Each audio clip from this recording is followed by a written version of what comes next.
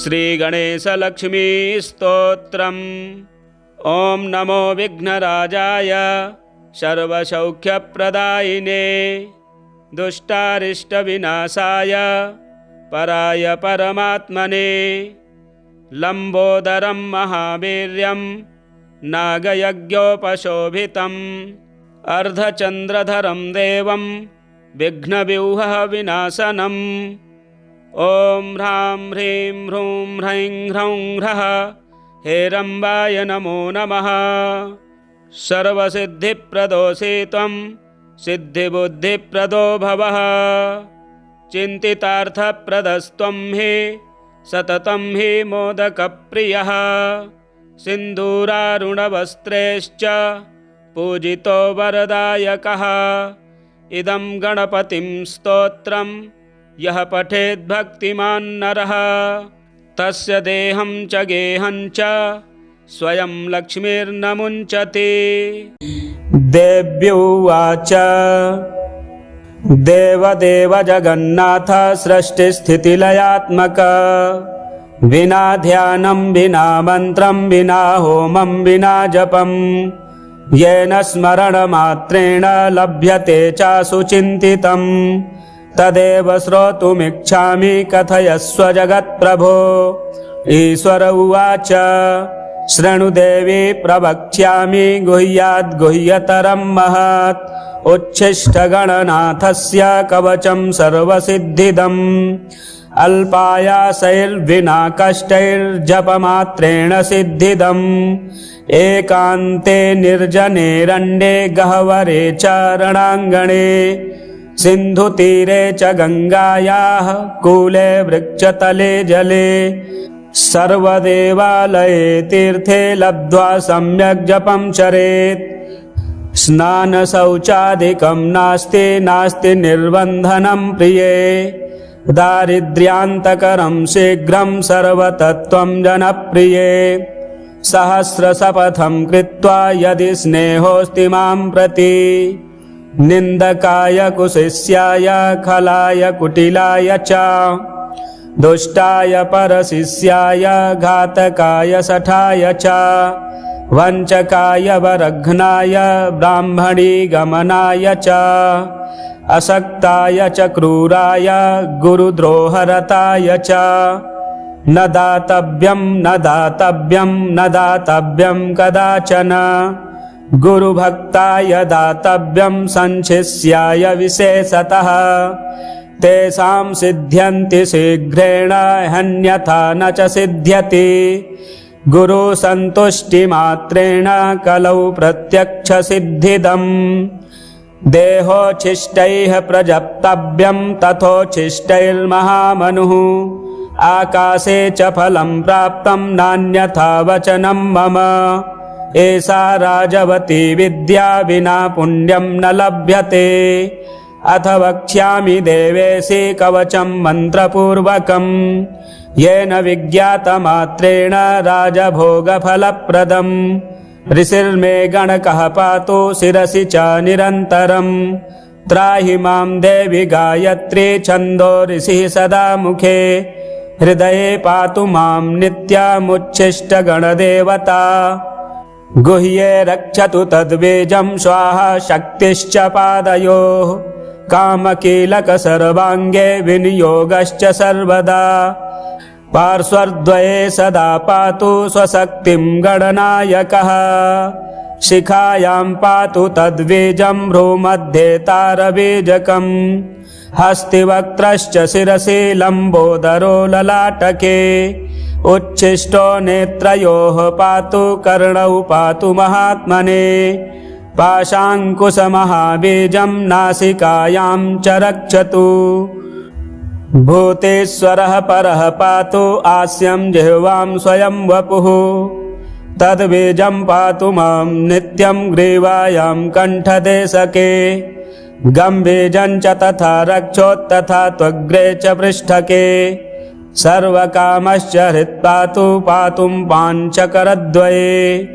उच्छिष्टाय च हृदये वह्निबीजं तथोदरे मायाबीजं तथा कट्यां द्वावूरु सिद्धिदायकः जङ्घायां गणनाथश्च पादौ पातु विनायकः शिरसः पादपर्यन्तमुच्छिष्टगणनायकः आपादमस्तकान्तं च उमापुत्रश्च पातु माम् दिशोष्टौ च तथा काशे पाताले विदिशाष्टके अहर्निशं च मां पातु मदचञ्चललोचनः जले नले च संग्रामे दुष्टकारागृहे वने राजद्वारे घोरपथे पातु मां गणनायकः इदं तु कवचं गुह्यं मम वक्त्राद्विनिर्गतं त्रैलोक्ये सततं पातु द्विभुजश्च चतुर्भुजः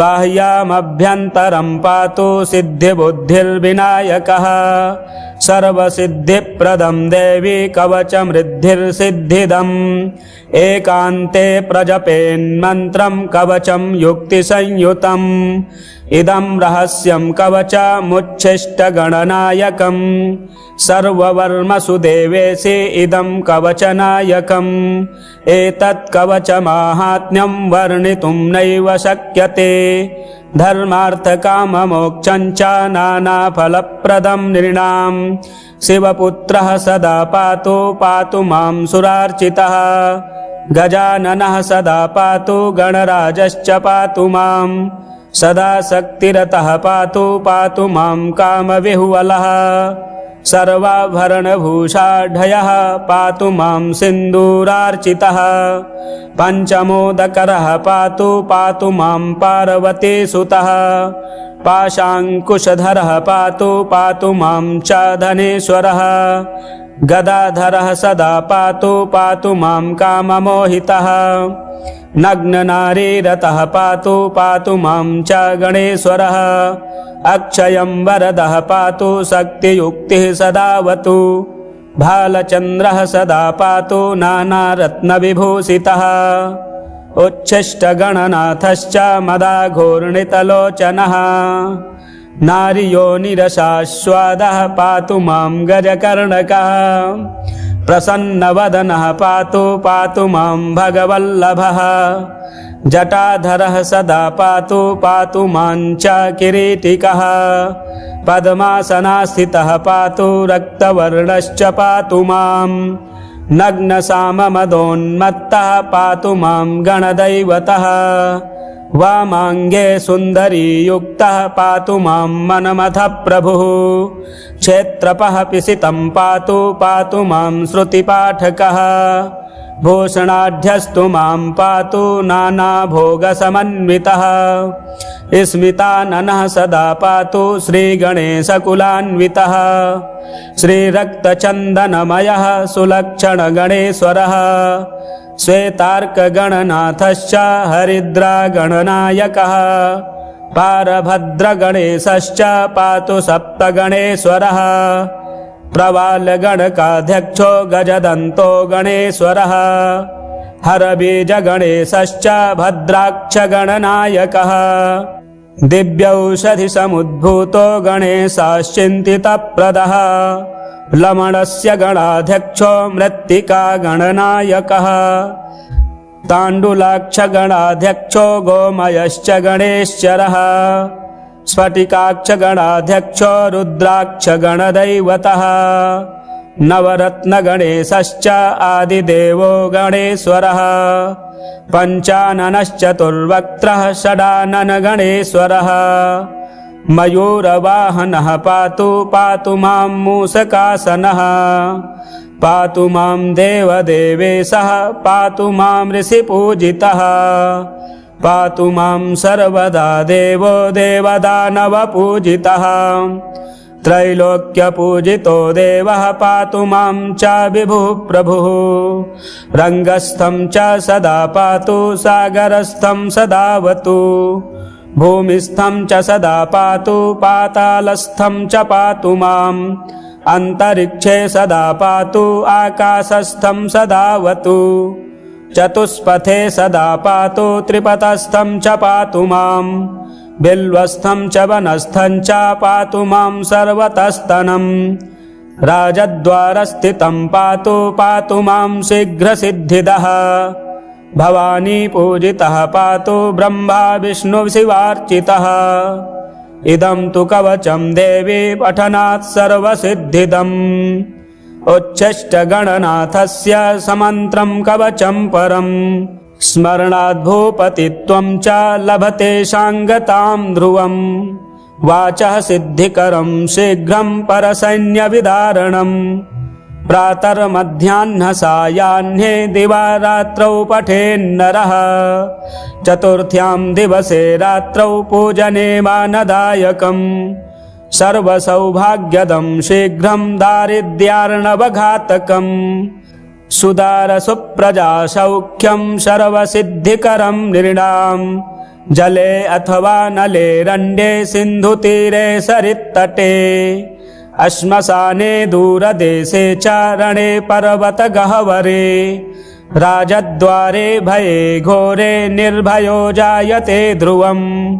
सागरे च महाशीते दुर्भिक्षे दुष्टसङ्कटे।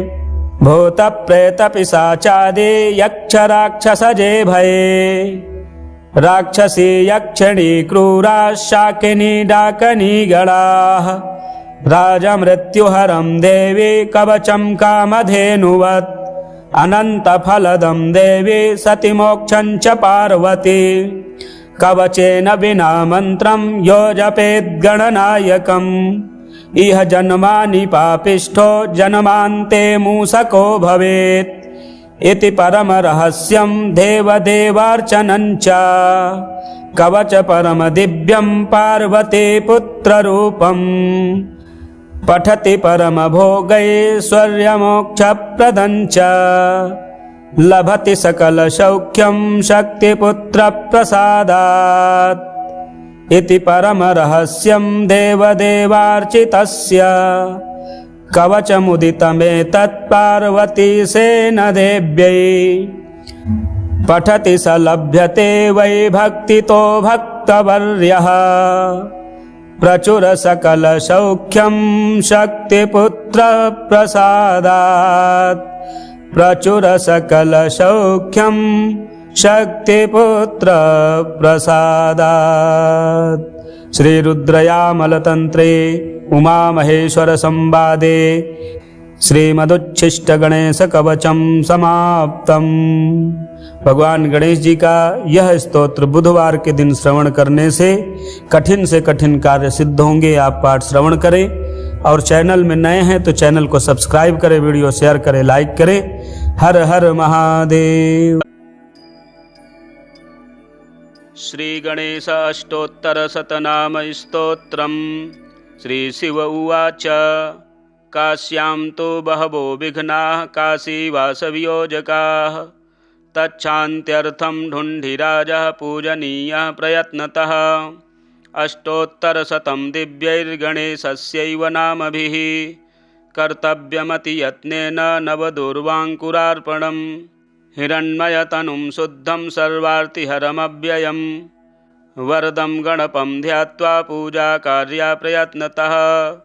ऋषिर्विघ्नेश इत्यादि नाम्नां सर्वेश्वरः शिवः। देवता विघ्नराजोऽत्र छन्दोऽनुष्टुप् शुभप्रदम्। सर्वप्रत्यूहशमनं फलं शक्तिः सुधात्मिका। कीलकं गणनाथस्य पूजाकार्येति कामदा। ॐ विघ्नेशो विश्ववरदो विश्वचक्षुर्जगत्पतिः। हिरण्यरूपः सर्वात्मा ज्ञानरूपो जगन्मयः। सर्वज्ञः सर्वगः शान्तो गजास्यो विगतज्वरः। विश्वमूर्तिरमेयात्मा विश्वाधारः सनातनः। सामगानप्रियो मन्त्री सत्त्वाधारः सुराधिपः। समस्तसाक्षी निर्द्वन्द्वो निर्लिप्तो मोघविक्रमः। नियतो निर्मलः पुण्यकामदः कान्तिदः कविः। कामरूपी कामवेशो कमलाक्षः कलाधरः। सुमुखः सर्वदः शुद्धो मूषिकाधिपवाहनः। दीर्घतुण्डघनुः श्रीमानन्तो मोहवर्जितः। वक्रतुण्डः शूर्पकर्णो परमं पावनेश्वरः।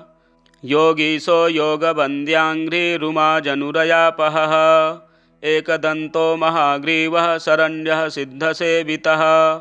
सिद्धिदः करुणासिन्धु भगवान् भव्यविग्रहः।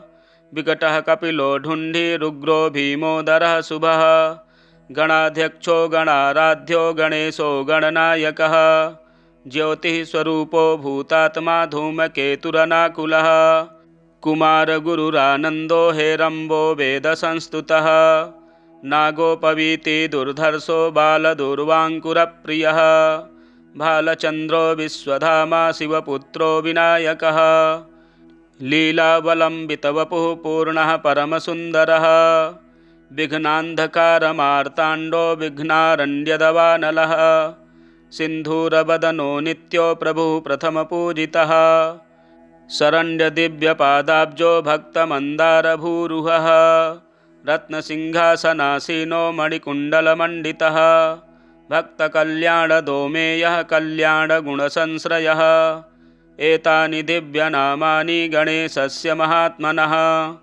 पठनीयानि यत्नेन सर्वथा सर्वदेहिभिः नाम्नामेकैकमेतेषां सर्वसिद्धिप्रदायकम् सर्वविघ्नेशनाम्नां तु फलं वक्तुं न शक्यते एकैकमेव तन्नाम दिव्यं जप्त्वा मुनीश्वराः प्रत्यूहमात्ररहितास्तिष्ठन्ति शिवपूजकाः दूर्वायुग्मानि सङ्गृह्य नूतनान्यति यत्नतः पूजनीयो गणाध्यक्षो नाम्नामेकैकसङ्ख्यया नभस्य शुक्लपक्षस्य चतुर्थ्यां विधिपूर्वकं वक्रतुण्डे सकुण्डे तु स्नानं कृत्वा प्रयत्नतः वक्रतुण्डे समाराध्य सर्वाभीष्टप्रदायकं ध्यायेदघहरं शुद्धकाञ्चनाभमनामयम् ततः पूजां यथाशास्त्रं कृत्वा दूर्वाङ्कुरैर्नवः पूजाकार्याविशेषेण नामोच्चारणपूर्वकं ततश्च मोदकैः दिव्यैः सुगन्धिघृतपाचितैः नैवेद्यं कल्पयेद्दिव्यं गणेशाय शुभावहम् अन्यैश्च परमानाद्यैर्भक्ष्यैर्भोज्यैर्मनोहरैः तोषणीयः प्रयत्नेन वक्रतुण्डविनायकः प्रदक्षिणनमस्कारैर्दिव्यैस्तन्नामसङ्ख्यया कर्तव्या नियतं शुद्धैर्मौनव्रतपरायणः ततः सन्तर्पविधिक्षैवान् ब्राह्मणसम्भावान् पुनरभ्यर्च्य विघ्नेशमिमं मन्त्रमुदीरयेत् वक्रतुण्डसुराराध्य सूर्यकोटिसमप्रभ निर्विघ्नेनैव सततं काशीवासं प्रयच्छ मे इति सम्प्रार्थ्य विधिवत् पूजां कृत्वा पुनर्मुदा नमस्कृत्वा प्रसाद्यैनं गच्छेद्धुण्डिविनायकं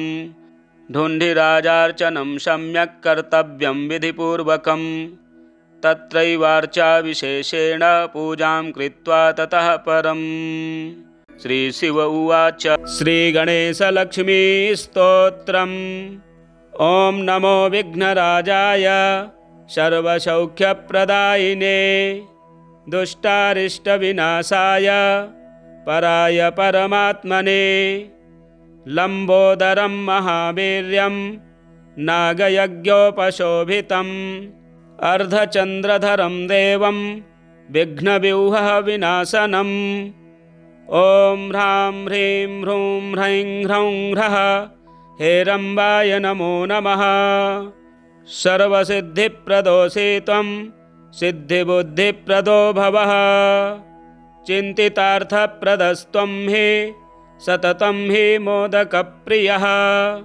सिन्दूरारुणवस्त्रैश्च पूजितो वरदायकः इदं गणपतिं स्तोत्रं यः पठेद्भक्तिमान् नरः तस्य देहं च गेहं च स्वयं लक्ष्मीर्न मुञ्चति।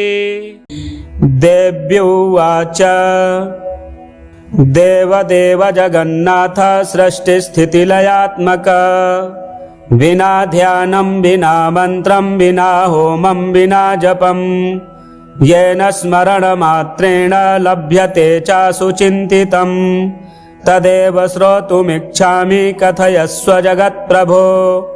ईश्वर उवाच शृणुदेवी प्रवक्ष्यामि गुह्याद्गुह्यतरं महत् उच्छिष्टगणनाथस्य कवचं सर्वसिद्धिदम् अल्पायासैर्विना कष्टैर्जपमात्रेण सिद्धिदम् एकान्ते निर्जनेरण्ये गह्वरे च रणाङ्गणे सिन्धुतीरे च गङ्गायाः कूले वृक्षतले जले सर्वदेवालये तीर्थे लब्ध्वा सम्यक् जपं चरेत् स्नानशौचादिकं नास्ति निर्बन्धनं प्रिये दारिद्र्यान्तकरं शीघ्रं सर्वतत्त्वं जनप्रिये सहस्रशपथं कृत्वा यदि स्नेहोऽस्ति मां प्रति निन्दकाय कुशिष्याय खलाय कुटिलाय च दुष्टाय परशिष्याय घातकाय शठाय च वञ्चकाय वरघ्नाय ब्राह्मणी गमनाय च असक्ताय च क्रूराय गुरुद्रोहरताय च न दातव्यं कदाचन गुरुभक्ताय दातव्यं संशिष्याय विशेषतः तेषां सिद्ध्यन्ति शीघ्रेण हन्यथा न च सिद्ध्यति गुरुसन्तुष्टिमात्रेण कलौ प्रत्यक्षसिद्धिदम् देहोच्छिष्टैः प्रजप्तव्यं तथोच्छिष्टैर्महामनुः आकाशे च फलं प्राप्तं नान्यथा वचनं मम एषा राजवती विद्या विना पुण्यं न लभ्यते अथ वक्ष्यामि देवेशि कवचं मन्त्रपूर्वकं येन विज्ञातमात्रेण राजभोगफलप्रदम् ऋषिर्मे गणकः पातु शिरसि च निरन्तरम् त्राहि मां देवि गायत्री छन्दो ऋषिः सदा मुखे हृदये पातु मां नित्यमुच्छिष्टगणदेवता गुह्ये रक्षतु तद्बीजं स्वाहा शक्तिश्च पादयोः कामकीलक सर्वाङ्गे विनियोगश्च सर्वदा पार्श्वद्वये सदा पातु स्वशक्तिं गणनायकः शिखायां पातु तद्बीजं भ्रूमध्ये तारबीजकम् हस्तिवक्त्रश्च शिरसि लम्बोदरो ललाटके उच्छिष्टो नेत्रयोः पातु कर्णौ पातु महात्मने पाशाङ्कुशमहाबीजं नासिकायां च रक्षतु भूतेश्वरः परः पातु आस्यं जिह्वां स्वयं वपुः तद्बीजं पातु मां नित्यं ग्रीवायां कण्ठदेशके गम्बीजं च तथा रक्षोत्तथा त्वग्रे च पृष्ठके सर्वकामश्च हृत्पातु पातुं पाञ्चकरद्वये उच्छिष्टाय च हृदये वह्निबीजं तथोदरे मायाबीजं तथा कट्यां द्वावूरु सिद्धिदायकः जङ्घायां गणनाथश्च पादौ पातु विनायकः शिरसः पादपर्यन्तमुच्छिष्टगणनायकः आपादमस्तकान्तं च उमापुत्रश्च पातु मां दिशोष्टौ च तथा काशे पाताले विदिशाष्टके अहर्निशं च मां पातु मदचञ्चललोचनः जले नले च संग्रामे दुष्टकारागृहे वने राजद्वारे घोरपथे पातु मां गणनायकः इदं तु कवचं गुह्यं मम वक्त्राद्विनिर्गतम् त्रैलोक्ये सततं पातु द्विभुजश्च चतुर्भुजः बाह्यामभ्यन्तरं पातु सिद्धिबुद्धिर्विनायकः सर्वसिद्धिप्रदं देवी कवचमृद्धिर्सिद्धिदम् एकान्ते प्रजपेन्मन्त्रं कवचं युक्तिसंयुतम् इदं रहस्यं कवचमुच्छिष्टगणनायकम् सर्ववर्मसु देवेशि इदं कवचनायकम् एतत् कवचमाहात्म्यं वर्णितुं नैव शक्यते धर्मार्थकाममोक्षं च नानाफलप्रदं नृणां शिवपुत्रः सदा पातु पातु मां सुरार्चितः गजाननः सदा पातु गणराजश्च पातु मां सदा शक्तिरतः पातु पातु मां कामविह्वलः सर्वाभरणभूषाढ्यः पातु मां सिन्दूरार्चितः पञ्चमोदकरः पातु पातु मां पार्वतीसुतः पाशाङ्कुशधरः पातु पातु मां च धनेश्वरः गदाधरः सदा पातु पातु मां काममोहितः नग्ननारीरतः पातु पातु मां च गणेश्वरः अक्षयं वरदः पातु शक्तियुक्तिः सदावतु भालचन्द्रः सदा पातु नानारत्नविभूषितः उच्छिष्टगणनाथश्च मदाघूर्णितलोचनः नारियोनिरसास्वादः पातु मां गजकर्णकः प्रसन्नवदनः पातु पातु मां भगवल्लभः जटाधरः सदा पातु पातु मां च किरीटिकः पद्मासनास्थितः पातु रक्तवर्णश्च पातु मां नग्नसाममदोन्मत्तः पातु मां गणदैवतः वामाङ्गे सुन्दरी युक्तः पातु मां मनमथः प्रभुः क्षेत्रपः पिसितं पातु पातु मां श्रुतिपाठकः भूषणाढ्यस्तु मां पातु नानाभोगसमन्वितः स्मिताननः सदा पातु श्रीगणेशकुलान्वितः श्रीरक्तचन्दनमयः सुलक्षणगणेश्वरः श्वेतार्कगणनाथश्च हरिद्रागणनायकः पारभद्रगणेशश्च पातु सप्तगणेश्वरः प्रवालगणकाध्यक्षो गजदन्तो गणेश्वरः हरबीजगणेशश्च भद्राक्षगणनायकः दिव्यौषधिसमुद्भूतो गणेशश्चिन्तितप्रदः लमणस्य गणाध्यक्षो मृत्तिकागणनायकः ताण्डुलाक्षगणाध्यक्षो गोमयश्च गणेश्वरः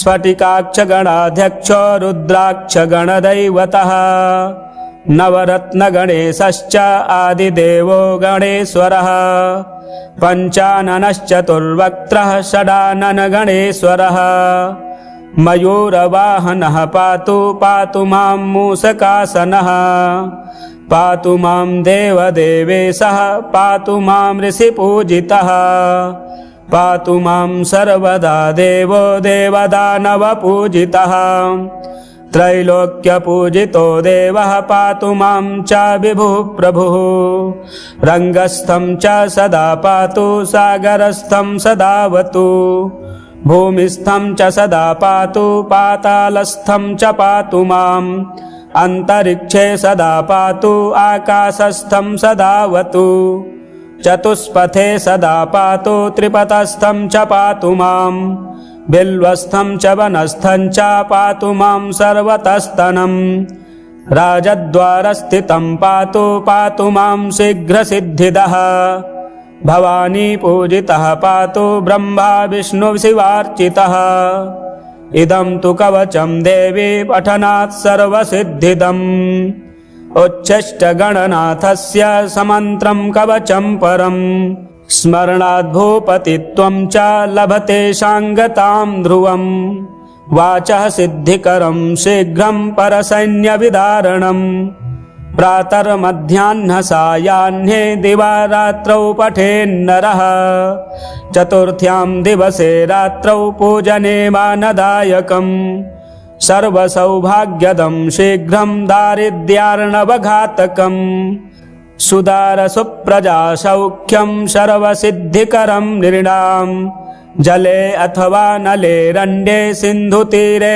सरित्तटे श्मशाने दूरदेशे च रणे पर्वतगह्वरे राजद्वारे भये घोरे निर्भयो जायते ध्रुवम् सागरे च महाशीते दुर्भिक्षे दुष्टसङ्कटे भूतप्रेतपिशाचादि यक्षराक्षसजे भये राक्षसी यक्षिणी क्रूरा शाकिनी डाकनी गणाः राजमृत्युहरं देवी कवचं कामधेनुवत् अनन्तफलदं देवी सतिमोक्षं च पार्वती कवचेन विना मन्त्रं यो जपेद्गणनायकम् इह जन्मानि पापिष्ठो जन्मान्ते मूषको भवेत् इति परमरहस्यं देवदेवार्चनं च कवच परमदिव्यं पार्वती पुत्ररूपम् पठति परमभोगैश्वर्यमोक्षप्रदं च लभति सकलसौख्यं शक्तिपुत्रप्रसादात् इति परमरहस्यं देवदेवार्चितस्य कवचमुदितमेतत् पार्वतीसेन देव्यै पठति स लभ्यते वै भक्तितो भक्तवर्यः प्रचुर सकलसौख्यं शक्तिपुत्रप्रसादात् प्रचुर सकलसौख्यं शक्तिपुत्रप्रसादात्। श्रीरुद्रयामलतन्त्रे उमामहेश्वरसंवादे श्रीमदुच्छिष्टगणेशकवचं समाप्तम्। भगवान गणेश जी का यह स्तोत्र बुधवार के दिन श्रवण करने से कठिन कार्य सिद्ध होंगे। आप पाठ श्रवण करें और चैनल में नए हैं तो चैनल को सब्सक्राइब करें, वीडियो शेयर करें, लाइक करें। हर हर महादेव। श्री गणेश अष्टोत्तर शतनाम स्तोत्रम्। श्री शिव उवाच काश्यां तो बहवो विघ्नाः काशीवासवियोजकाः तच्छान्त्यर्थं ढुण्ढिराजः पूजनीयः प्रयत्नतः अष्टोत्तरशतं दिव्यैर्गणेशस्यैव नामभिः कर्तव्यमतियत्नेन नवदुर्वाङ्कुरार्पणं हिरण्मयतनुं शुद्धं सर्वार्तिहरमव्ययं वरदं गणपं ध्यात्वा पूजाकार्या प्रयत्नतः ऋषिर्विघ्नेश इत्यादि नाम्नां सर्वेश्वरः शिवः देवता विघ्नराजोऽत्र छन्दोऽनुष्टुप् शुभप्रदं सर्वप्रत्यूहशमनं फलं शक्तिः सुधात्मिका कीलकं गणनाथस्य पूजाकार्येति कामदा। ॐ विघ्नेशो विश्ववरदो विश्वचक्षुर्जगत्पतिः हिरण्यरूपः सर्वात्मा ज्ञानरूपो जगन्मयः सर्वज्ञः सर्वगः शान्तो गजास्यो विगतज्वरः विश्वमूर्तिर्रमेयात्मा विश्वाधारः सनातनः सामगानप्रियो मन्त्री सत्त्वाधारः सुराधिपः समस्तसाक्षी निर्द्वन्द्वो निर्लिप्तो मोघविक्रमः नियतो निर्मलः पुण्यकामदः कान्तिदः कविः कामरूपी कामवेशो कमलाक्षः कलाधरः सुमुखः सर्वदः शुद्धो मूषिकाधिपवाहनः दीर्घतुण्डघनुः श्रीमानन्तो मोहवर्जितः वक्रतुण्डः शूर्पकर्णो परमं पावनेश्वरः योगीशो योगवन्द्याङ्घ्रिरुमाजनुरयापहः एकदन्तो महाग्रीवः शरण्यः सिद्धसेवितः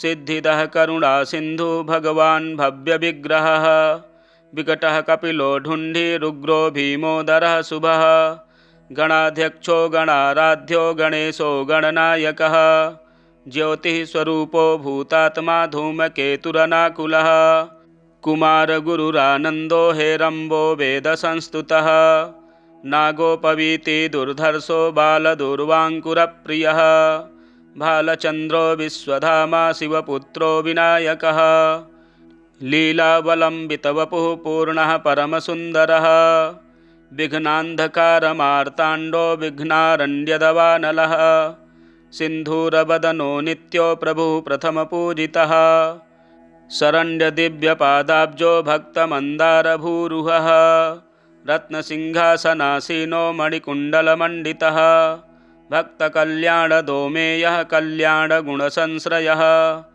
एतानि दिव्यनामानि गणेशस्य महात्मनः पठनीयानि यत्नेन सर्वथा सर्वदेहिभिः नाम्नामेकैकमेतेषां सर्वसिद्धिप्रदायकम् सर्वविघ्नेशनाम्नां तु फलं वक्तुं न शक्यते एकैकमेव तन्नाम दिव्यं जप्त्वा मुनीश्वराः प्रत्यूहमात्ररहितास्तिष्ठन्ति शिवपूजकाः दूर्वायुग्मानि संगृह्य नूतनान्यतियत्नतः पूजनीयो गणाध्यक्षो नाम्नामेकैकसंख्यया नभस्य शुक्लपक्षस्य चतुर्थ्यां विधिपूर्वकं वक्रतुण्डे सकुण्डे तु स्नानं कृत्वा प्रयत्नतः वक्रतुण्डे समाराध्य सर्वाभीष्टप्रदायकं ध्यायेदघहरं शुद्धकाञ्चनाभमनामयं ततः पूजां यथाशास्त्रं कृत्वा दूर्वाङ्कुरैर्नवः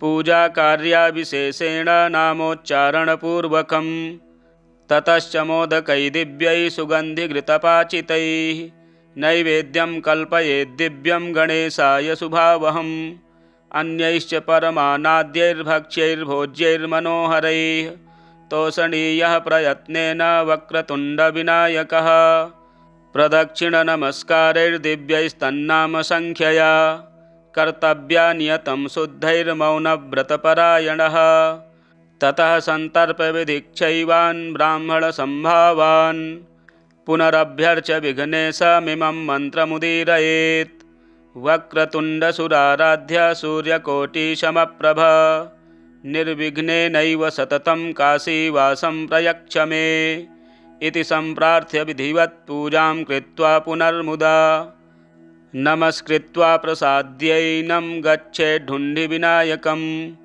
ढुण्डिराजार्चनं सम्यक् कर्तव्यं विधिपूर्वकं तत्रैवार्चा विशेषेण पूजां कृत्वा ततः परम् श्रीशिव उवाच श्रीगणेशलक्ष्मीस्तोत्रम् ॐ नमो विघ्नराजाय सर्वसौख्यप्रदायिने दुष्टारिष्टविनाशाय पराय परमात्मने लम्बोदरं महावीर्यं नागयज्ञोपशोभितम् अर्धचन्द्रधरं देवं विघ्नव्यूहविनाशनम् ॐ ह्रां ह्रीं ह्रूं ह्रैं ह्रौं ह्रः हेरम्बाय नमो नमः सर्वसिद्धिप्रदोषे त्वं सिद्धिबुद्धिप्रदो भवः चिन्तितार्थप्रदस्त्वं हि सततं हि मोदकप्रियः सिन्दूरारुणवस्त्रैश्च पूजितो वरदायकः इदं गणपतिं स्तोत्रं यः पठेद्भक्तिमान् नरः तस्य देहं च गेहं च स्वयं लक्ष्मीर्न मुञ्चति। देव्युवाच देवदेव जगन्नाथ सृष्टिस्थितिलयात्मक विना ध्यानं विना मन्त्रं विना होमं विना जपं येन स्मरणमात्रेण लभ्यते चासु चिन्तितं तदेव श्रोतुमिच्छामि कथयस्व जगत्प्रभो। ईश्वर उवाच शृणु देवी प्रवक्ष्यामि गुह्याद्गुह्यतरं महत् उच्छिष्टगणनाथस्य कवचं सर्वसिद्धिदम् अल्पायासैर्विना कष्टैर्जपमात्रेण सिद्धिदम् एकान्ते निर्जनेरण्ये गह्वरे च रणाङ्गणे सिन्धुतीरे च गङ्गायाः कूले वृक्षतले जले सर्वदेवालये तीर्थे लब्ध्वा सम्यक् जपं चरेत् स्नानशौचादिकं नास्ति निर्बन्धनं प्रिये दारिद्र्यान्तकरं शीघ्रं सर्वतत्त्वं जनप्रिये सहस्रशपथं कृत्वा यदि स्नेहोऽस्ति मां प्रति निन्दकाय कुशिष्याय खलाय कुटिलाय च दुष्टाय परशिष्याय घातकाय शठाय च वञ्चकाय वरघ्नाय ब्राह्मणी गमनाय च असक्ताय च क्रूराय गुरुद्रोहरताय च न दातव्यं कदाचन गुरुभक्ताय दातव्यं संशिष्याय विशेषतः तेषां सिद्ध्यन्ति शीघ्रेण हन्यथा न च सिद्ध्यति गुरुसन्तुष्टिमात्रेण कलौ प्रत्यक्षसिद्धिदम् देहोच्छिष्टैः प्रजप्तव्यं तथोच्छिष्टैर्महामनुः आकाशे च फलं प्राप्तं नान्यथा वचनं मम एषा राजवती विद्या विना पुण्यं न लभ्यते। अथ वक्ष्यामि देवेशे कवचं मन्त्रपूर्वकं येन विज्ञातमात्रेण राजभोगफलप्रदम्। ऋषिर्मे गणकः पातु शिरसि च निरन्तरम्। त्राहि मां देवि गायत्री छन्दो ऋषिः सदा मुखे। हृदये पातु मां नित्यमुच्छिष्टगणदेवता। गुह्ये रक्षतु तद्बीजं स्वाहा शक्तिश्च पादयोः। कामकीलक सर्वाङ्गे विनियोगश्च सर्वदा। पार्श्वद्वये सदा पातु स्वशक्तिं गणनायकः। शिखायां पातु तद्बीजं भ्रूमध्ये तारबीजकम्। हस्तिवक्त्रश्च शिरसि लम्बोदरो ललाटके। उच्छिष्टो नेत्रयोः पातु कर्णौ पातु महात्मने। पाशाङ्कुशमहाबीजं नासिकायां च रक्षतु। भूतेश्वरः परः पातु आस्यं जिह्वां स्वयं वपुः। तद्बीजं पातु मां नित्यं ग्रीवायां कण्ठदेशके। गम्बीजं च तथा रक्षोत्तथा त्वग्रे च पृष्ठके। सर्वकामश्च हृत्पातु पातुं पाञ्चकरद्वये। उच्छिष्टाय च हृदये वह्निबीजं तथोदरे। मायाबीजं तथा कट्यां द्वावूरु सिद्धिदायकः। जङ्घायां गणनाथश्च पादौ पातु विनायकः। शिरसः पादपर्यन्तमुच्छिष्टगणनायकः।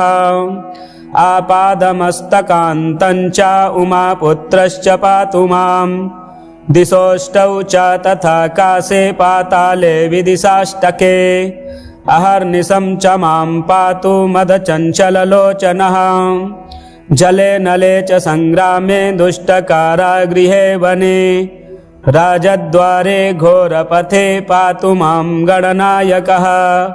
इदं तु कवचं गुह्यं मम वक्त्राद्विनिर्गतम्। त्रैलोक्ये सततं पातु द्विभुजश्च चतुर्भुजः। बाह्यामभ्यन्तरं पातु सिद्धिबुद्धिर्विनायकः। सर्वसिद्धिप्रदं देवी कवचमृद्धिर्सिद्धिदम्। एकान्ते प्रजपेन्मन्त्रं कवचं युक्तिसंयुतम्। इदं रहस्यं कवचमुच्छिष्टगणनायकम्। सर्ववर्मसु देवेशे इदं कवचनायकम्। एतत् कवचमाहात्म्यं वर्णितुं नैव शक्यते। धर्मार्थकाममोक्षं च नानाफलप्रदं नृणां।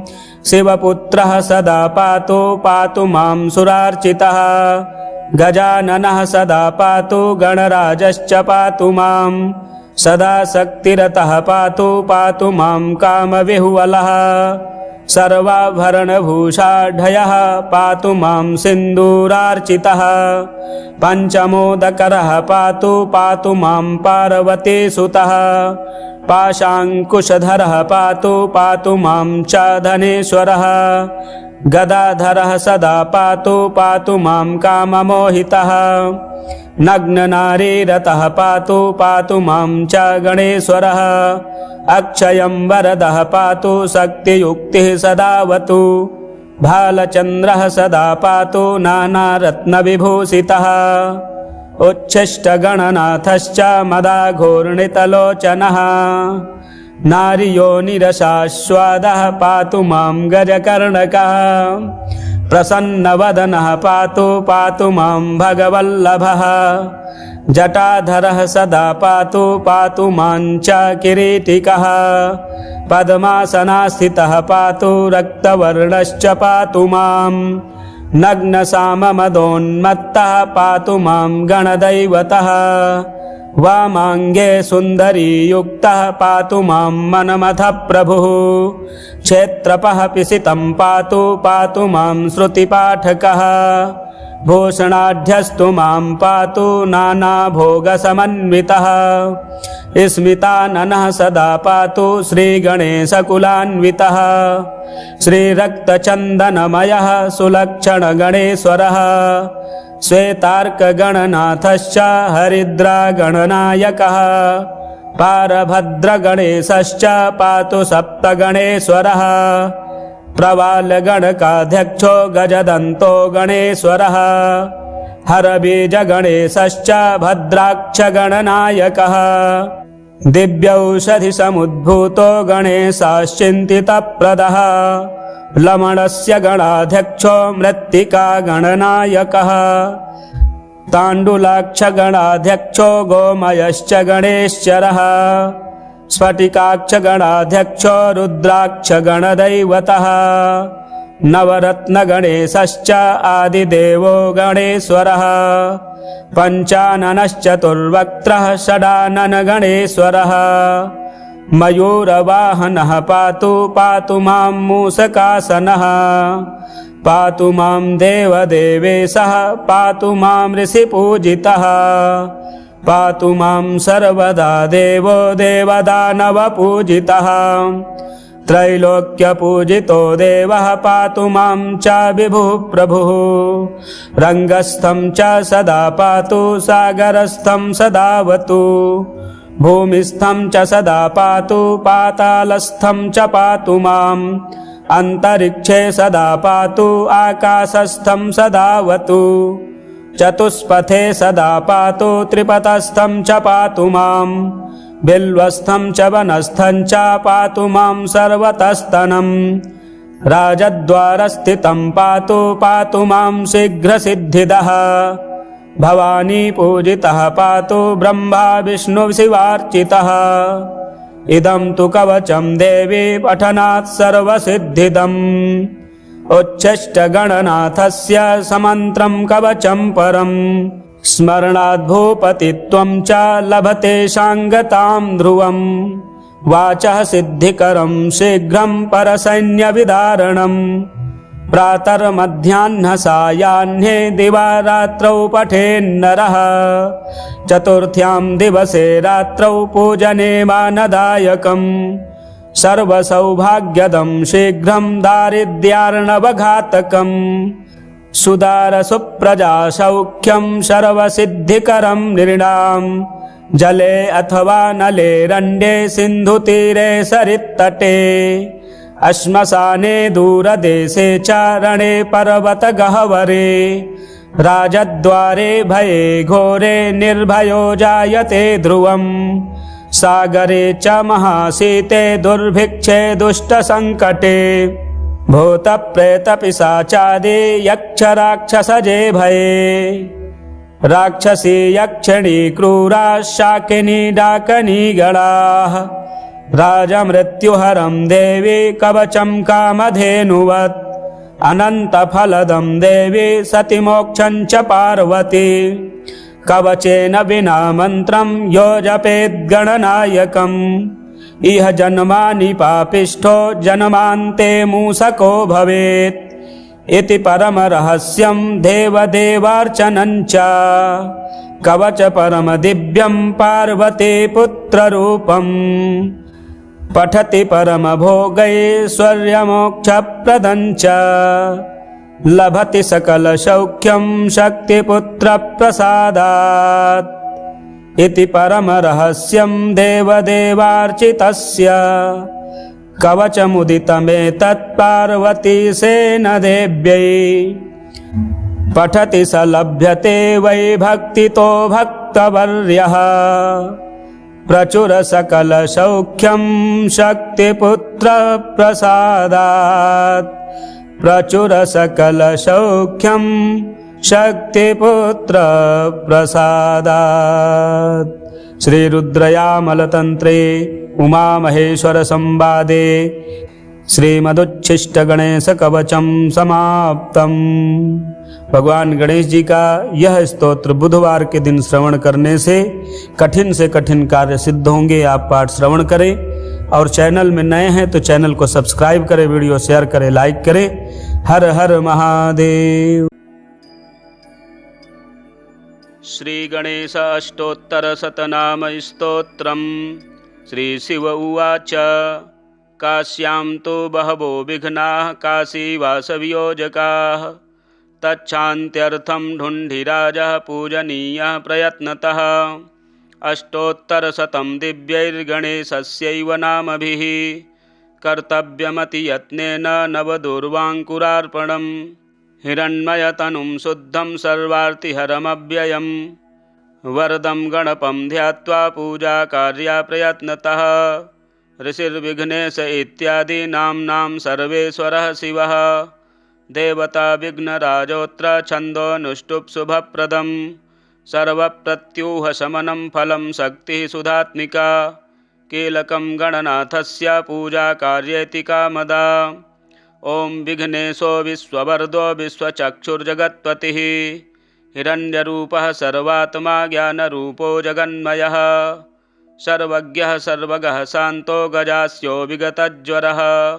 विश्वमूर्तिरमेयात्मा विश्वाधारः सनातनः सामगानप्रियो मन्त्री सत्त्वाधारः सुराधिपः समस्तसाक्षी निर्द्वन्द्वो निर्लिप्तो मोघविक्रमः नियतो निर्मलः पुण्यकामदः कान्तिदः कविः कामरूपी कामवेशो कमलाक्षः कलाधरः सुमुखः सर्वदः शुद्धो मूषिकाधिपवाहनः दीर्घतुण्डघनुः श्रीमानन्तो मोहवर्जितः वक्रतुण्डः शूर्पकर्णो परमं पावनेश्वरः योगीशो योगवन्द्याङ्घ्रिरुमाजनुरयापहः एकदन्तो महाग्रीवः शरण्यः सिद्धसेवितः सिद्धिदः करुणासिन्धु भगवान् भव्यविग्रहः विकटः कपिलो ढुण्ढिरुग्रो भीमोदरः शुभः गणाध्यक्षो गणाराध्यो गणेशो गणनायकः ज्योतिः स्वरूपो भूतात्मा धूमकेतुरनाकुलः कुमारगुरुरानन्दो हेरम्बो वेदसंस्तुतः नागोपवीति दुर्धर्षो बालदुर्वाङ्कुरप्रियः भालचन्द्रो विश्वधामा शिवपुत्रो विनायकः लीलावलम्बितवपुः पूर्णः परमसुन्दरः विघ्नान्धकारमार्ताण्डो विघ्नारण्यदवानलः सिन्धूरवदनो नित्यो प्रभुः प्रथमपूजितः शरण्यदिव्यपादाब्जो भक्तमन्दारभूरुहः रत्नसिंहासनासीनो मणिकुण्डलमण्डितः भक्तकल्याणदोमेयः कल्याणगुणसंश्रयः एतानि दिव्यनामानि गणेशस्य महात्मनः पठनीयानि यत्नेन सर्वथा सर्वदेहिभिः नाम्नामेकैकमेतेषां सर्वसिद्धिप्रदायकम् सर्वविघ्नेशनाम्नां तु फलं वक्तुं न शक्यते एकैकमेव तन्नाम दिव्यं जप्त्वा मुनीश्वराः प्रत्यूहमात्ररहितास्तिष्ठन्ति शिवपूजकाः दूर्वायुग्मानि संगृह्य नूतनान्यति यत्नतः पूजनीयो गणाध्यक्षो नाम्नामेकैकसंख्यया नभस्य शुक्लपक्षस्य चतुर्थ्यां विधिपूर्वकं वक्रतुण्डे सकुण्डे तु स्नानं कृत्वा प्रयत्नतः वक्रतुण्डे समाराध्य सर्वाभीष्टप्रदायकं ध्यायेदघहरं शुद्धकाञ्चनाभमनामयम् ततः पूजां यथाशास्त्रं कृत्वा दूर्वाङ्कुरैर्नवः पूजाकार्याविशेषेण नामोच्चारणपूर्वकं ततश्च मोदकै दिव्यैः सुगन्धिघृतपाचितैः नैवेद्यं कल्पयेद्दिव्यं गणेशाय शुभावहम् अन्यैश्च परमानाद्यैर्भक्ष्यैर्भोज्यैर्मनोहरैः तोषणीयः प्रयत्नेन वक्रतुण्डविनायकः प्रदक्षिणनमस्कारैर्दिव्यैस्तन्नामसंख्यया कर्तव्या नियतं शुद्धैर्मौनव्रतपरायणः ततः सन्तर्प्यविधिक्षैवान् ब्राह्मणसम्भावान् पुनरभ्यर्च्य विघ्नेशमिमं मन्त्रमुदीरयेत् वक्रतुण्डसुराराध्य सूर्यकोटिसमप्रभ निर्विघ्नेनैव सततं काशीवासं प्रयच्छ मे इति सम्प्रार्थ्य विधिवत् पूजां कृत्वा पुनर्मुदा नमस्कृत्वा प्रसाद्यैनं गच्छेद्धुण्डिविनायकं ढुण्डिराजार्चनं सम्यक् कर्तव्यं विधिपूर्वकं तत्रैवार्चा विशेषेण पूजां कृत्वा ततः परम् श्रीशिव उवाच श्रीगणेशलक्ष्मीस्तोत्रम् ॐ नमो विघ्नराजाय सर्वसौख्यप्रदायिने दुष्टारिष्टविनाशाय पराय परमात्मने लम्बोदरं महावीर्यं नागयज्ञोपशोभितम् अर्धचन्द्रधरं देवं विघ्नव्यूहविनाशनम् ॐ ह्रां ह्रीं ह्रूं ह्रैं ह्रौं ह्रः हेरम्बाय नमो नमः। सर्वसिद्धिप्रदोषे त्वं सिद्धिबुद्धिप्रदो भवः चिन्तितार्थप्रदस्त्वं हि सततं हि मोदकप्रियः सिन्दूरारुणवस्त्रैश्च पूजितो वरदायकः इदं गणपतिं स्तोत्रं यः पठेत् भक्तिमान् नरः तस्य देहं च गेहं च स्वयं लक्ष्मीर्न मुञ्चति। देव्युवाच देवदेव जगन्नाथ सृष्टिस्थितिलयात्मक विना ध्यानं विना मन्त्रं विना होमं विना जपं येन स्मरणमात्रेण लभ्यते चासुचिन्तितं तदेव श्रोतुमिच्छामि कथयस्व जगत्प्रभो। ईश्वर उवाच शृणु देवी प्रवक्ष्यामि गुह्याद् गुह्यतरं महत् उच्छिष्टगणनाथस्य कवचं सर्वसिद्धिदम् अल्पायासैर्विना कष्टैर्जपमात्रेण सिद्धिदम् एकान्ते निर्जनेरण्ये गह्वरे च रणाङ्गणे सिन्धुतीरे च गङ्गायाः कूले वृक्षतले जले सर्वदेवालये तीर्थे लब्ध्वा सम्यक् जपं चरेत् स्नानशौचादिकं नास्ति नास्ति निर्बन्धनं प्रिये दारिद्र्यान्तकरं शीघ्रं सर्वतत्त्वं जनप्रिये सहस्रशपथं कृत्वा यदि स्नेहोऽस्ति मां प्रति निन्दकाय कुशिष्याय खलाय कुटिलाय च दुष्टाय परशिष्याय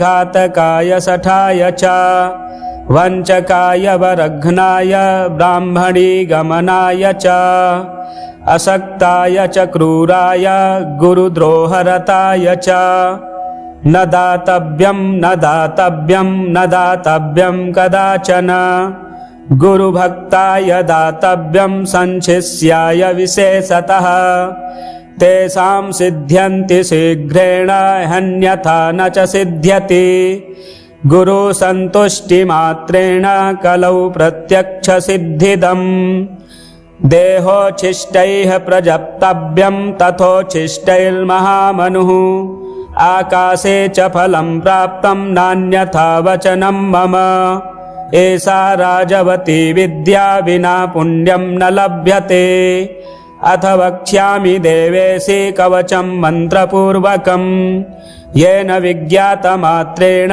राजभोगफलप्रदम् ऋषिर्मे गणकः पातु शिरसि च निरन्तरं त्राहि मां देवि गायत्री छन्दो ऋषिः सदा मुखे हृदये पातु मां नित्यमुच्छिष्टगणदेवता गुह्ये रक्षतु तद्बीजं स्वाहा शक्तिश्च पादयोः कामकीलक सर्वाङ्गे विनियोगश्च सर्वदा पार्श्वद्वये सदा पातु स्वशक्तिं गणनायकः शिखायां पातु तद्बीजं भ्रूमध्ये तारबीजकं हस्तिवक्त्रश्च शिरसि लम्बोदरो ललाटके उच्छिष्टो नेत्रयोः पातु कर्णौ पातु महात्मने पाशाङ्कुशमहाबीजं नासिकायां च रक्षतु भूतेश्वरः परः पातु आस्यं जिह्वां स्वयं वपुः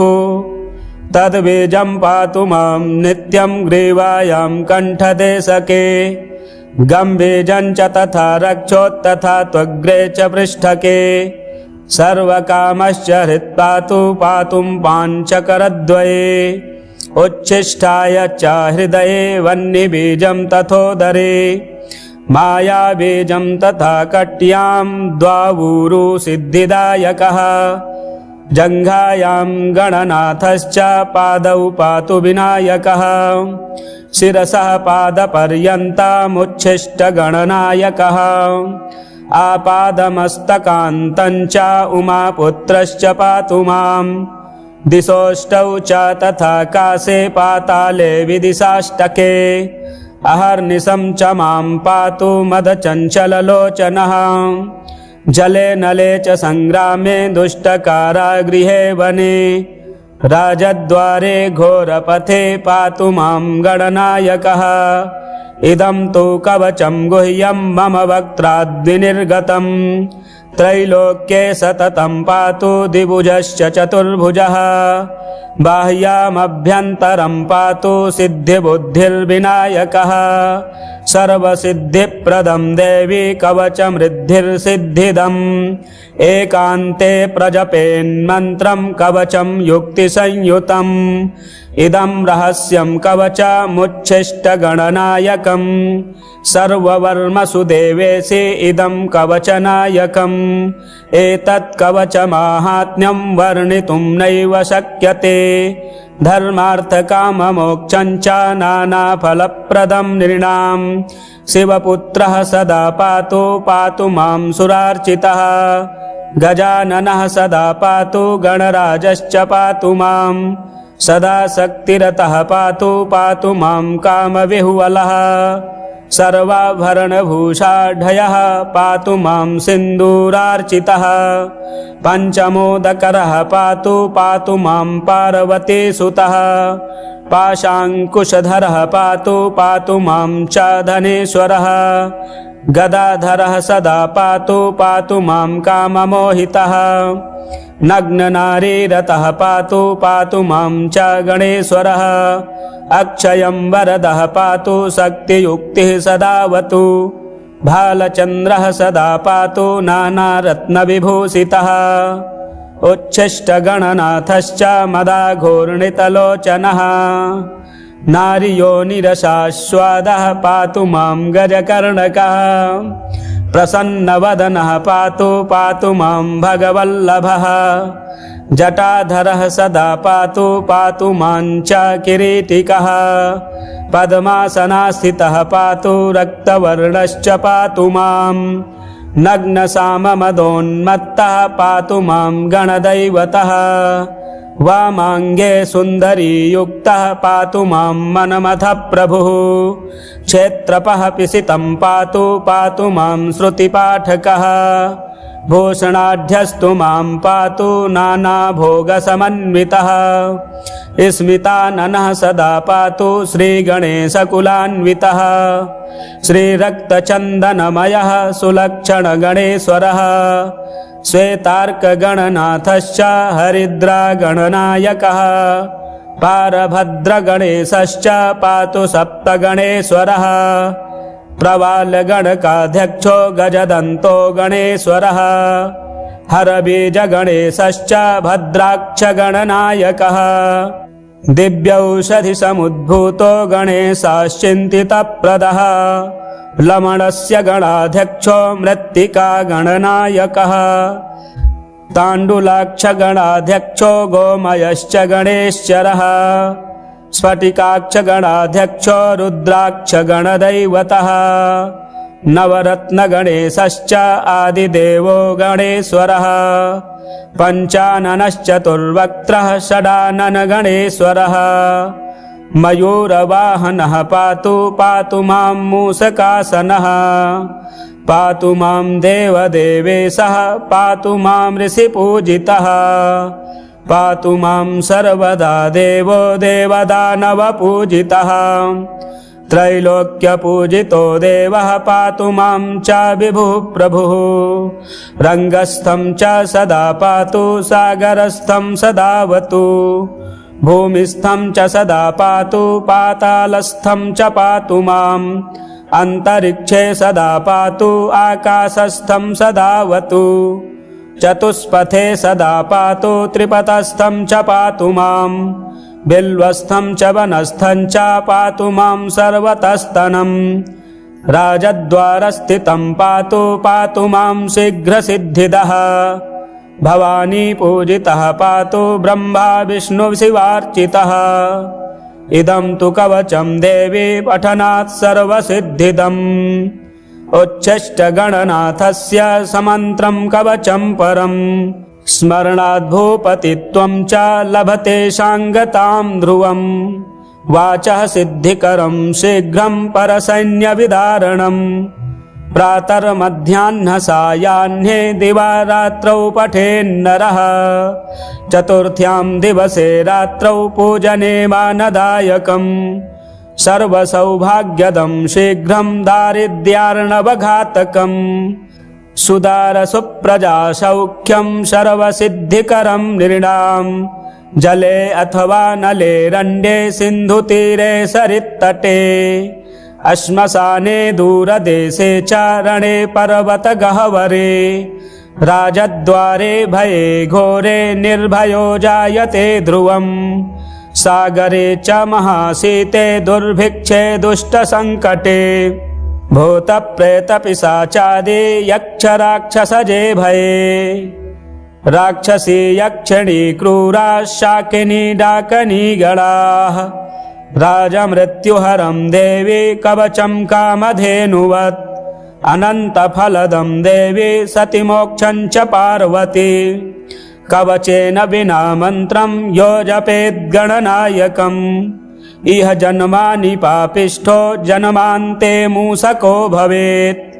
इति परमरहस्यं देवदेवार्चनं च। कवच परमदिव्यं पार्वती पुत्ररूपम्। पठति परमभोगैश्वर्यमोक्षप्रदं च। लभति सकलसौख्यं शक्तिपुत्रप्रसादात्। इति परमरहस्यं देवदेवार्चितस्य। कवचमुदितमेतत् पार्वतीसेन देव्यै। पठति स लभ्यते वै भक्तितो भक्तवर्यः। प्रचुर सकलसौख्यं शक्तिपुत्रप्रसादात्। प्रचुर सकलसौख्यं शक्तिपुत्रप्रसादात्। श्रीरुद्रयामलतन्त्रे उमामहेश्वरसंवादे श्रीमदुच्छिष्टगणेशकवचं समाप्तम्।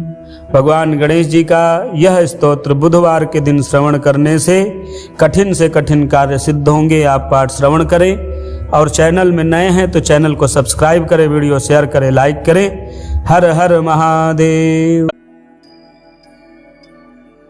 श्री गणेश अष्टोत्तर शतनाम स्तोत्रम्। श्री शिव उवाच काश्यां तु बहवो विघ्नाः काशीवासवियोजकाः। तच्छान्त्यर्थं ढुण्ढिराजः पूजनीयः प्रयत्नतः। अष्टोत्तरशतं दिव्यैर्गणेशस्यैव नामभिः कर्तव्यमतियत्नेन नवदूर्वाङ्कुरार्पणम्। हिरण्मयतनुं शुद्धं सर्वार्तिहरमव्ययम्। वरदं गणपं ध्यात्वा पूजाकार्या प्रयत्नतः। ऋषिर्विघ्नेश इत्यादि नाम्नां सर्वेश्वरः शिवः। देवता विघ्नराजोऽत्र छन्दोऽनुष्टुप् शुभप्रदम्। सर्वप्रत्यूहशमनं फलं शक्तिः सुधात्मिका। कीलकं गणनाथस्य पूजाकार्येति कामदा। ॐ विघ्नेशो विश्ववरदो विश्वचक्षुर्जगत्पतिः। हिरण्यरूपः सर्वात्मा ज्ञानरूपो जगन्मयः। सर्वज्ञः सर्वगः शान्तो गजास्यो विगतज्वरः। विश्वमूर्तिरमेयात्मा विश्वाधारः सनातनः। सामगानप्रियो मन्त्री सत्त्वाधारः सुराधिपः। समस्तसाक्षी निर्द्वन्द्वो निर्लिप्तो मोघविक्रमः। नियतो निर्मलः पुण्यकामदः कान्तिदः कविः। कामरूपी कामवेशो कमलाक्षः कलाधरः। सुमुखः सर्वदः शुद्धो मूषिकाधिपवाहनः। दीर्घतुण्डघनुः श्रीमानन्तो मोहवर्जितः। वक्रतुण्डः शूर्पकर्णो परमं पावनेश्वरः। योगीशो योगवन्द्याङ्घ्रिरुमाजनुरयापहः। एकदन्तो महाग्रीवः शरण्यः सिद्धसेवितः। सिद्धिदः करुणासिन्धु भगवान् भव्यविग्रहः।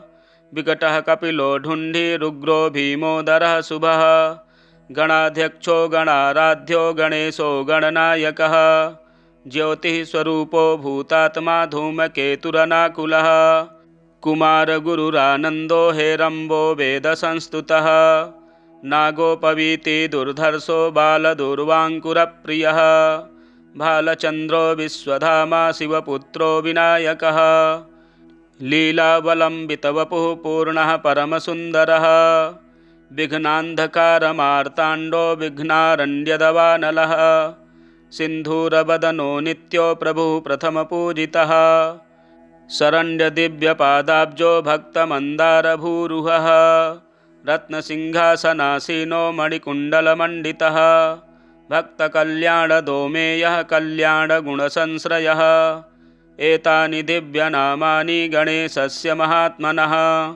पठनीयानि यत्नेन सर्वथा सर्वदेहिभिः नाम्नामेकैकमेतेषां सर्वसिद्धिप्रदायकम् सर्वविघ्नेशनाम्नां तु फलं वक्तुं न शक्यते एकैकमेव तन्नाम दिव्यं जप्त्वा मुनीश्वराः प्रत्यूहमात्ररहितास्तिष्ठन्ति शिवपूजकाः दूर्वायुग्मानि सङ्गृह्य नूतनान्यति यत्नतः पूजनीयो गणाध्यक्षो नाम्नामेकैकसङ्ख्यया नभस्य शुक्लपक्षस्य चतुर्थ्यां विधिपूर्वकं वक्रतुण्डे सकुण्डे तु स्नानं कृत्वा प्रयत्नतः वक्रतुण्डे समाराध्य सर्वाभीष्टप्रदायकं ध्यायेदघहरं शुद्धकाञ्चनाभमनामयम् ततः पूजां यथाशास्त्रं कृत्वा दूर्वाङ्कुरैर्नवः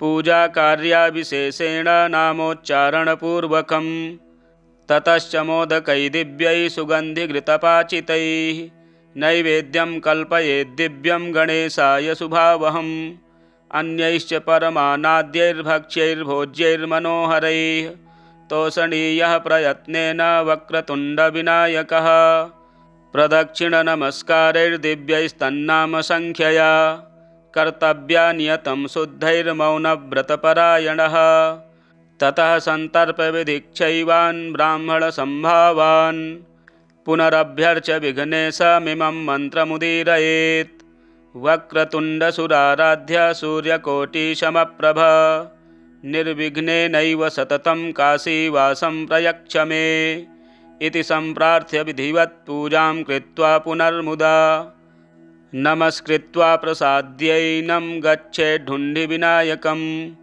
ढुण्ढिराजार्चनं सम्यक् कर्तव्यं विधिपूर्वकं तत्रैवार्चा विशेषेण पूजां कृत्वा ततः परम् श्रीशिव उवाच श्रीगणेशलक्ष्मीस्तोत्रम् ॐ नमो विघ्नराजाय सर्वसौख्यप्रदायिने दुष्टारिष्टविनाशाय पराय परमात्मने लम्बोदरं महावीर्यं नागयज्ञोपशोभितम् अर्धचन्द्रधरं देवं विघ्नव्यूहः विनाशनम् ॐ ह्रां ह्रीं ह्रूं ह्रैं ह्रौं ह्रः हेरम्बाय नमो नमः सर्वसिद्धिप्रदोषे त्वं सिद्धिबुद्धिप्रदो भवः चिन्तितार्थप्रदस्त्वं हि सततं हि मोदकप्रियः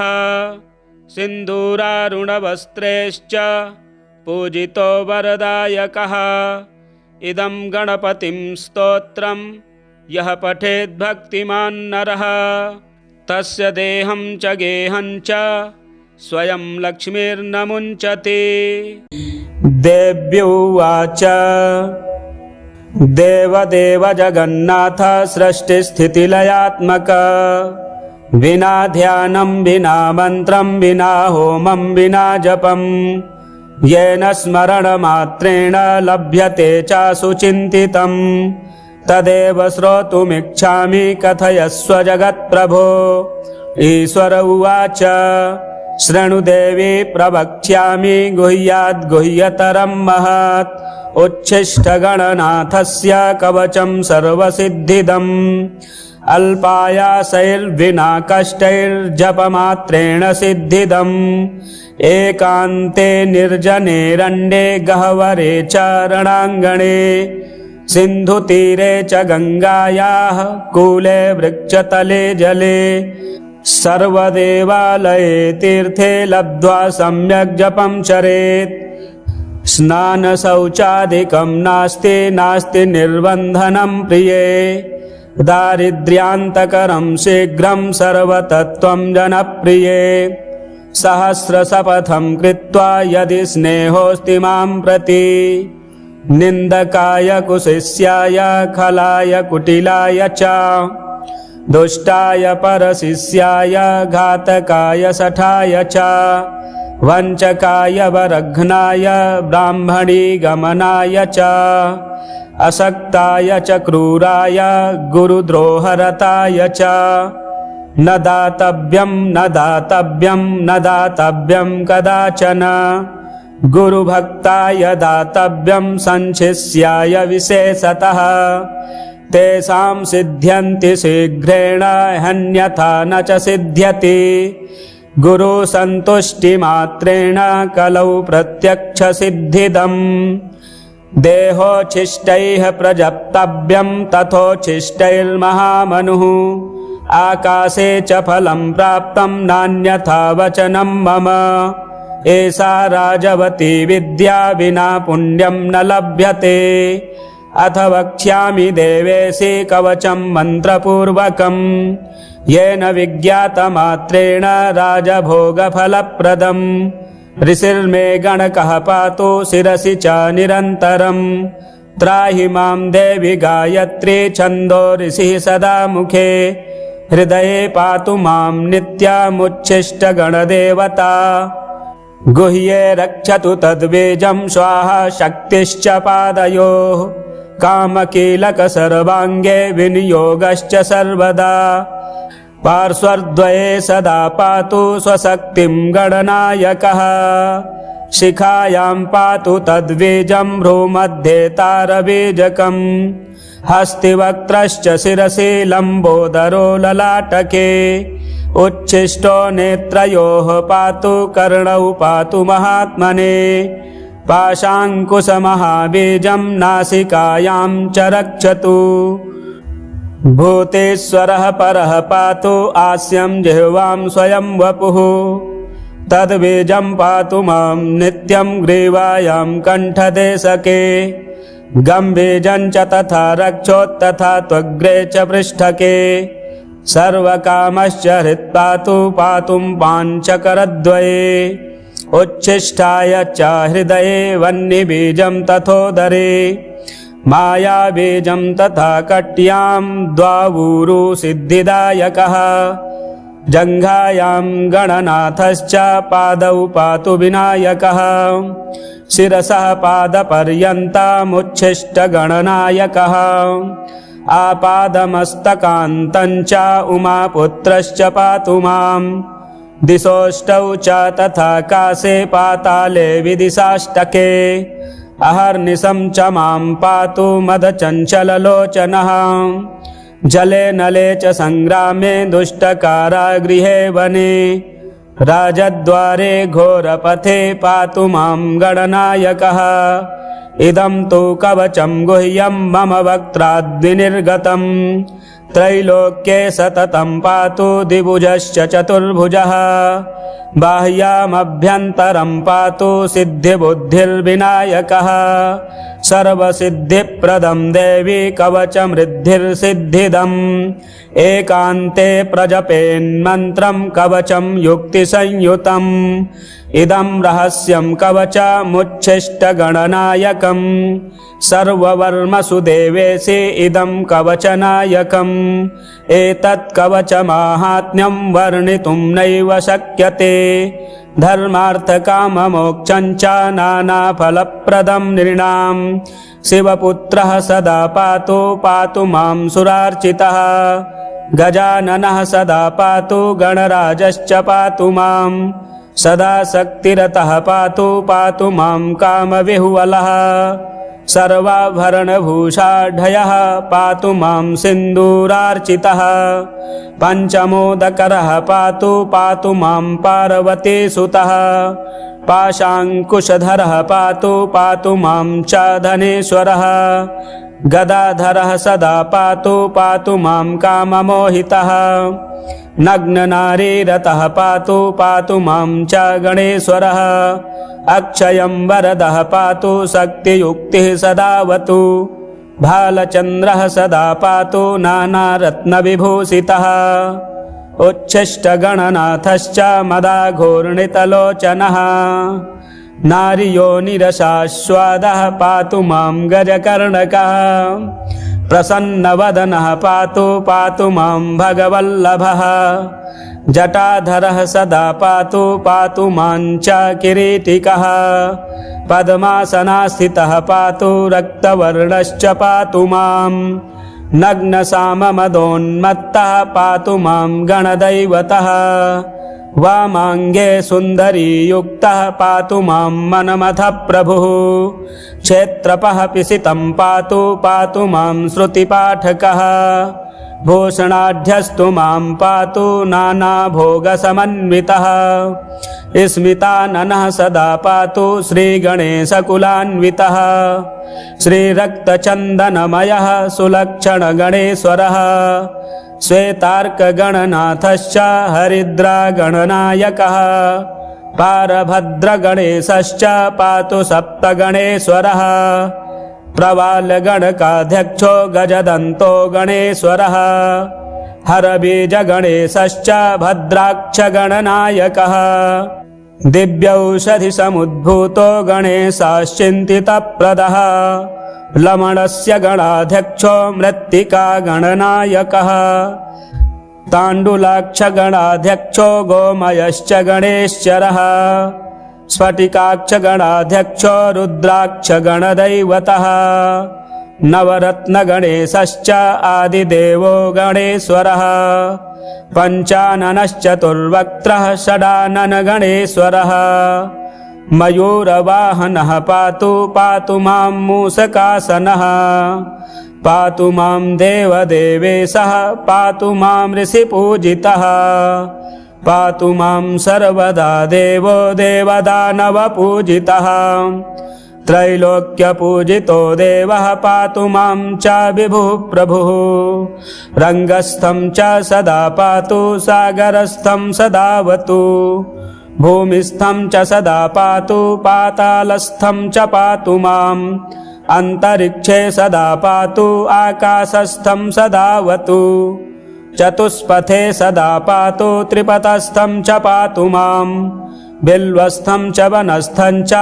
पातु मां सर्वतस्तनम् राजद्वारस्थितं पातु पातु मां शीघ्रसिद्धिदः भवानी पूजितः पातु ब्रह्मा विष्णुशिवार्चितः इदं तु कवचं देवी पठनात् सर्वसिद्धिदम् उच्छिष्टगणनाथस्य समन्त्रं कवचं परम् स्मरणाद् भूपतित्वं च लभते शाङ्गतां ध्रुवम् वाचः सिद्धिकरं शीघ्रं परसैन्यविदारणम् प्रातर्मध्याह्नसायाह्ने दिवारात्रौ पठेन्नरः चतुर्थ्यां दिवसे रात्रौ पूजने मानदायकम् सर्वसौभाग्यदं शीघ्रं दारिद्र्यार्णवघातकम् सुदारसुप्रजासौख्यं सर्वसिद्धिकरं नृणाम् जले अथवा नले रण्डे सिन्धुतीरे सरित्तटे श्मशाने दूरदेशे च रणे पर्वतगह्वरे राजद्वारे भये घोरे निर्भयो जायते ध्रुवम् सागरे च महाशीते दुर्भिक्षे दुष्टसङ्कटे भूतप्रेतपिशाचादि यक्षराक्षसजे भये राक्षसी यक्षिणी क्रूरा शाकिनी डाकनी गणाः राजमृत्युहरं देवी कवचं कामधेनुवत् अनन्तफलदं देवी सतिमोक्षं च पार्वती कवचेन विना मन्त्रं यो जपेद्गणनायकम् इह जन्मानि पापिष्ठो जन्मान्ते मूषको भवेत् इति परमरहस्यं देवदेवार्चनं च कवच परमदिव्यं पार्वती पुत्ररूपम् पठति परमभोगैश्वर्यमोक्षप्रदं च लभति सकलसौख्यं शक्तिपुत्रप्रसादात् इति परमरहस्यं देवदेवार्चितस्य कवचमुदितमेतत् पार्वतीसेन देव्यै पठति स लभ्यते वै भक्तितो भक्तवर्यः प्रचुर सकलसौख्यं शक्तिपुत्रप्रसादात् प्रचुर सकलसौख्यं शक्तिपुत्रप्रसादात्। श्रीरुद्रयामलतन्त्रे उमामहेश्वरसंवादे श्रीमदुच्छिष्टगणेशकवचं समाप्तम्। भगवान गणेश जी का यह स्तोत्र बुधवार के दिन श्रवण करने से कठिन कार्य सिद्ध होंगे। आप पाठ श्रवण करें और चैनल में नए हैं तो चैनल को सब्सक्राइब करें, वीडियो शेयर करें, लाइक करें। हर हर महादेव। श्री गणेश अष्टोत्तर शतनाम स्तोत्रम्।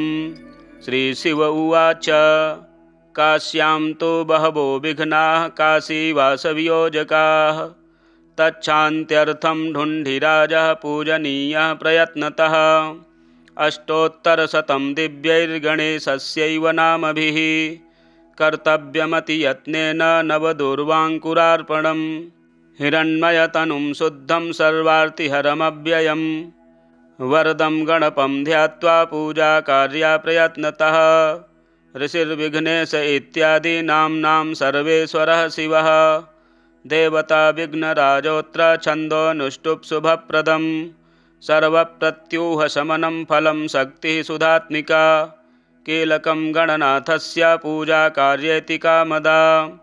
ॐ विघ्नेशो विश्ववरदो विश्वचक्षुर्जगत्पतिः हिरण्यरूपः सर्वात्मा ज्ञानरूपो जगन्मयः सर्वज्ञः सर्वगः शान्तो गजास्यो विगतज्वरः विश्वमूर्तिर्रमेयात्मा विश्वाधारः सनातनः सामगानप्रियो मन्त्री सत्त्वाधारः सुराधिपः समस्तसाक्षी निर्द्वन्द्वो निर्लिप्तो मोघविक्रमः नियतो निर्मलः पुण्यकामदः कान्तिदः कविः कामरूपी कामवेशो कमलाक्षः कलाधरः सुमुखः सर्वदः शुद्धो मूषिकाधिपवाहनः दीर्घतुण्डघनुः श्रीमानन्तो मोहवर्जितः वक्रतुण्डः शूर्पकर्णो परमं पावनेश्वरः योगीशो योगवन्द्याङ्घ्रिरुमाजनुरयापहः एकदन्तो महाग्रीवः शरण्यः सिद्धसेवितः सिद्धिदः करुणासिन्धु भगवान् भव्यविग्रहः विकटः कपिलो ढुण्ढिरुग्रो भीमोदरः शुभः गणाध्यक्षो गणाराध्यो गणेशो गणनायकः ज्योतिः स्वरूपो भूतात्मा धूमकेतुरनाकुलः कुमारगुरुरानन्दो हेरम्बो वेदसंस्तुतः नागोपवीति दुर्धर्षो बालदुर्वाङ्कुरप्रियः भालचन्द्रो विश्वधामा शिवपुत्रो विनायकः लीलावलम्बितवपुः पूर्णः परमसुन्दरः विघ्नान्धकारमार्ताण्डो विघ्नारण्यदवानलः सिन्धूरवदनो नित्यो प्रभुः प्रथमपूजितः शरण्यदिव्यपादाब्जो भक्तमन्दारभूरुहः रत्नसिंहासनासीनो मणिकुण्डलमण्डितः भक्तकल्याणदोमेयः कल्याणगुणसंश्रयः एतानि दिव्यनामानि गणेशस्य महात्मनः पठनीयानि यत्नेन सर्वथा सर्वदेहिभिः नाम्नामेकैकमेतेषां सर्वसिद्धिप्रदायकम् सर्वविघ्नेशनाम्नां तु फलं वक्तुं न शक्यते एकैकमेव तन्नाम दिव्यं जप्त्वा मुनीश्वराः प्रत्यूहमात्ररहितास्तिष्ठन्ति शिवपूजकाः दूर्वायुग्मानि संगृह्य नूतनान्यतियत्नतः पूजनीयो गणाध्यक्षो नाम्नामेकैकसंख्यया नभस्य शुक्लपक्षस्य चतुर्थ्यां विधिपूर्वकं वक्रतुण्डे सकुण्डे तु स्नानं कृत्वा प्रयत्नतः वक्रतुण्डे समाराध्य सर्वाभीष्टप्रदायकं ध्यायेदघहरं शुद्धकाञ्चनाभमनामयं ततः पूजां यथाशास्त्रं कृत्वा दूर्वाङ्कुरैर्नवः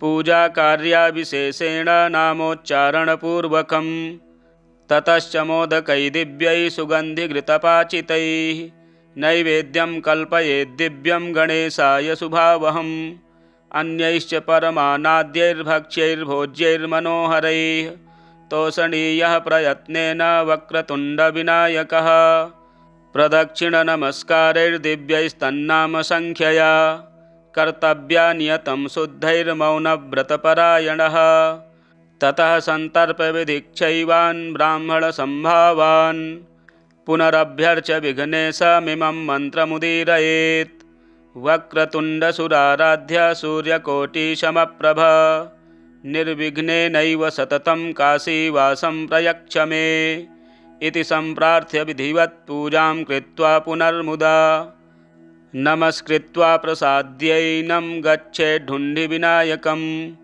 ढुण्ढिराजार्चनं सम्यक् कर्तव्यं विधिपूर्वकं तत्रैवार्चा विशेषेण पूजां कृत्वा ततः परम्। श्रीशिव उवाच